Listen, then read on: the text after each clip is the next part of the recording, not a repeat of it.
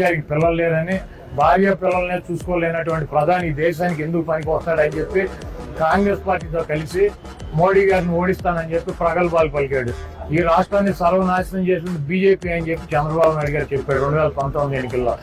ఈ రాష్ట్రాన్ని ఏటీఎం లాగా పోలవరానికి అన్నిటిని దోచుకున్నాడని చెప్పి చంద్రబాబు నాయుడు గారు చెప్పాడు. ఇదే పవన్ కళ్యాణ్ గారు అయితే మోడీ గారు పాచిపోయిన లడ్డూలు ఇచ్చాడు, నీకు అర్థమవుతుందేమో తెలుగులో చెప్తా అని చెప్పి హిందీలో కూడా చెప్పాడు ఆయనకి. మళ్ళీ చంద్రబాబు నాయుడు అవినీతి పరుడు, లోకేష్ అవినీతి పరుడు, నా తల్లిని దూషించారు, ఈ తెలుగుదేశం పార్టీని అంతం చేస్తానని చెప్పి పవన్ కళ్యాణ్ గారు పెద్ద పెద్ద ప్రగల్భాలు పలికాడు. ఇప్పుడు మళ్ళీ ఎందుకు కలిశారు అంటే రాష్ట్రం విధ్వంసం. రాష్ట్రం ఏమి విధ్వంసం అయిపోయింది? 2,50,000 కోట్ల రూపాయలతో పేద వర్గాలకి, ఎస్సీలు కానీ, ఎస్టీలు కానీ, బీసీలు కానీ, మైనార్టీలు కానీ వాళ్ళ అకౌంట్లకి 2,50,000 కోట్ల రూపాయలు డబ్బులు వెళ్తే రాష్ట్రం నాశనం అయిపోయిందా? ఈ వీడియో కానీ మీకు నచ్చినట్లయితే లైక్, కామెంట్, షేర్ చేయండి. మరిన్ని అప్డేట్స్ కోసం సబ్స్క్రైబ్ చేయండి.